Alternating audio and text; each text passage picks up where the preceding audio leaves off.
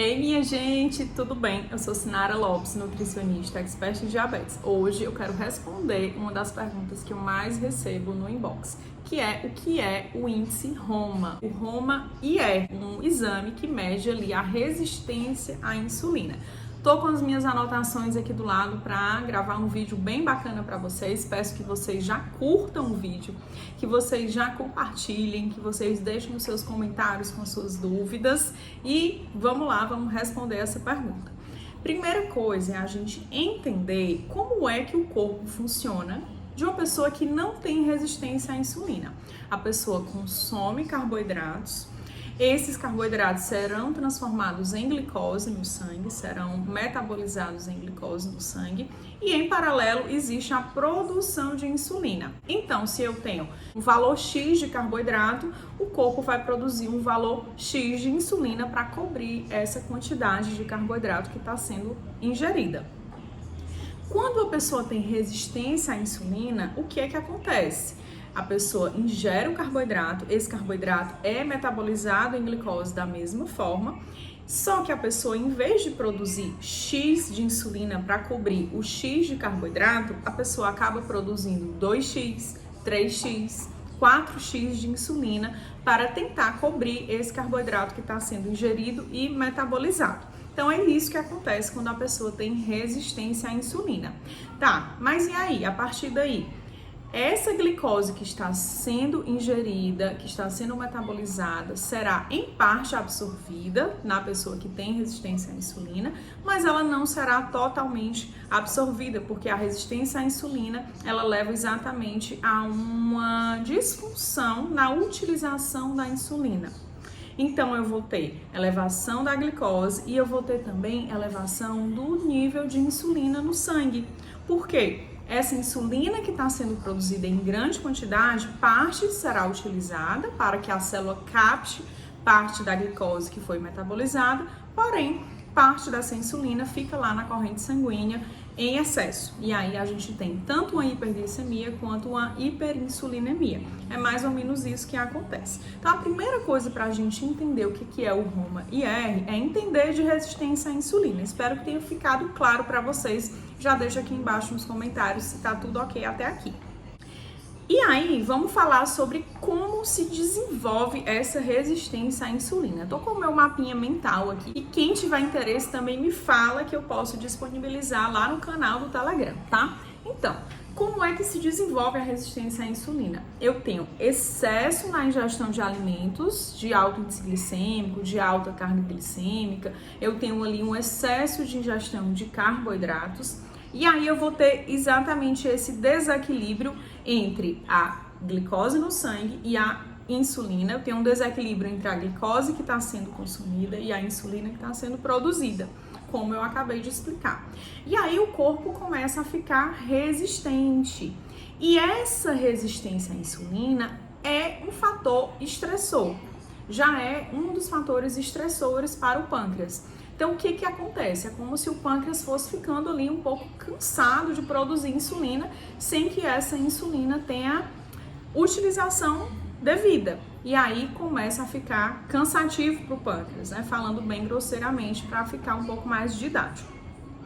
Como o pâncreas começa a ficar cansado, entre aspas, eu vou ter a partir daí uma menor produção de insulina. E tudo isso pode desencadear o diabetes tipo 2. Que também está relacionado com esteatose hepática, com síndrome dos ovários policísticos. Toda essa fisiopatologia referente à resistência à insulina também está relacionada a essas condições clínicas. Esteatose hepática, SOP, elevação dos triglicerídeos e acúmulo de gordura abdominal.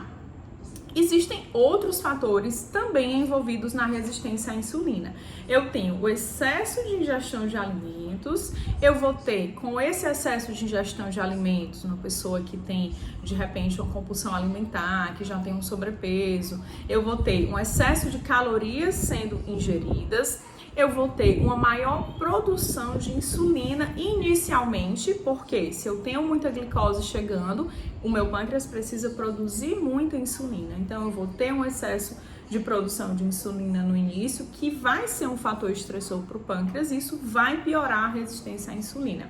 Eu vou ter também acúmulo de gordura no tecido adiposo, já que eu estou ingerindo bastante calorias e essa caloria ela acaba se transformando em gordura, né? O acúmulo de calorias, o acúmulo de energia acaba levando ao acúmulo de gordura no tecido adiposo. Esse acúmulo também acontece na região abdominal e isso também piora a resistência à insulina. Percebem que é como um ciclo. E aí eu tenho um acúmulo de gordura hepática também, acúmulo de gordura no fígado, levando à esteatose hepática. Além do aumento dos triglicerídeos e ambos, tanto esteatose hepática como a hipertrigliceridemia, levando à piora também da resistência à insulina. E o acúmulo de gordura no músculo. Então a gente vai ter acúmulo de gordura no tecido adiposo, no fígado e no músculo, que são os 3 tecidos que têm um envolvimento direto com o metabolismo da glicose. Esse acúmulo de gordura no músculo gera ali uma certa inflamação, né? Se a gente está falando de sobrepeso, de obesidade, a gente tem um fator inflamatório muito presente e essa inflamação também piora a resistência à insulina. Então, é tudo um ciclo. Percebam que não acontece de forma isolada, não é só, eu tenho resistência à insulina, porque é só ter produção de insulina e essa insulina não está agindo adequadamente, isso já caracteriza uma resistência à insulina. Não, é um ciclo onde a gente tem excesso de gordura, excesso de calorias, maior produção de insulina inicialmente, eu tenho um acúmulo de gordura no tecido adiposo, eu tenho um acúmulo de gordura no tecido hepático e no tecido muscular. E tudo isso leva ao aumento da resistência à insulina. Como é que é feito o diagnóstico de resistência à insulina? Aí é que entra a dúvida, né? A principal dúvida, que é a dúvida sobre o HOMA-IR, o índice HOMA-IR. Vamos falar dos exames bioquímicos. Eu tenho glicemia de jejum, insulinemia de jejum, eu tenho hemoglobina glicada e a curva insulinoglicêmica. A glicemia de jejum e a insulinemia de jejum são utilizadas para calcular o índice HOMA-IR. HOMA-IR é um cálculo matemático para determinar se a pessoa tem ali, para mensurar se a pessoa tem resistência à insulina ou não. Existe um ponto de corte para resistência à insulina, que é o valor de 2,7. Então, a pessoa que tem um HOMA-IR acima de 2,7 é considerada com resistência à insulina, e abaixo de 2,7 que não tem resistência à insulina. E aí a gente fala um pouquinho também dos outros exames. A hemoglobina glicada, é importante a gente ter em mente o que é a hemoglobina glicada. Eu falo sobre a hemoglobina glicada em um vídeo que eu vou descrever aqui embaixo, tá? Clica aqui nos comentários que tem um vídeo falando sobre hemoglobina glicada. A hemoglobina glicada, basicamente, é a média da glicemia dos 3 a 4 últimos meses. E a gente precisa estar atenta também ao valor de hemoglobina glicada. E a curva insulinoglicêmica. O que é a curva insulinoglicêmica? É a ingestão de 75 gramas de glicose mais a dosagem de glicose e de insulina. Então, a pessoa vai ingerir 75 gramas de glicose e 30 minutos, 60 minutos depois dessa ingestão da glicose, ela vai ali o exame dela vai ser coletado para medir tanto glicose quanto insulina. Ainda não existem valores de referência para essa curva insulinoglicêmica. O que se fala na literatura é que uma insulina acima de 100 é indicativa de resistência à insulina. Mas a interpretação do resultado desse exame depende também do quadro clínico do paciente, ok? Beleza até aqui? Exames físicos, o que a gente pode ter de exames físicos como indicativos de resistência à insulina? O próprio IMC, que é o índice de massa corpórea. O IMC, quando o IMC está ali indicando sobrepeso ou obesidade, aí já é um indicativo de resistência à insulina. A gente precisa avaliar também a circunferência abdominal. A circunferência abdominal, ela sinaliza se tem maior acúmulo de gordura visceral. Acantose nígricas, que são aquelas manchas escurecidas nas regiões de dobras do corpo, pescoço, virilha, axilas. Essa acantose nígricas é sinal de resistência à insulina. E os acrocórdios, que são ali protuberâncias na pele, que são indicativos de resistência à insulina.